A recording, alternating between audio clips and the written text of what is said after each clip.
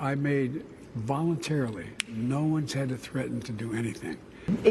Have relations now between the U.S. and China taken a big hit, frankly? No. You know, there were several of these balloons that during the last administration didn't even know they were there. Can you think of any other world leader who trade places with Xi-Jinping? Not a joke. Can you think of any?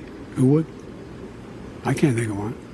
This man has enormous problems. He has also great potential. But so far, he has an economy that's not functioning very well. He's in a situation where he is, for example, you know, everybody assumed that China would be all in with Russia and Ukraine. Help some, but they're not all in. Matter of fact, I called him this summer to say, this is not a threat, just an observation. Look what's happened to Russia. 600 American corporations have pulled out of Russia, from McDonald's to Exxon.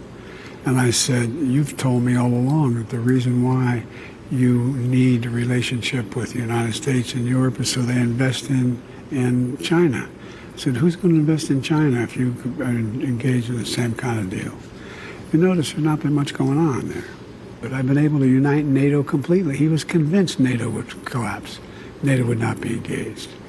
I've been able to get our Asian allies to join with the Europeans in terms of taking on Russia, whether or not. So, I mean, we have a better relationship and tighter control over our destiny now than we've ever had. I mean, if these guys don't want to help Ukraine, I get it, they don't want to do that. But what are they going to do when Russia rolls across Ukraine or into Belarus or anywhere else? So is it open-ended for now? Yeah, it is. Look, there's no way that Putin is going to be able to he's already lost Ukraine. The idea that he's ever going to be able to occupy, well, here's what he thought. He thought that if he invaded Ukraine, first of all, he'd get a welcome by every Russian speaker. They'd say, come on in.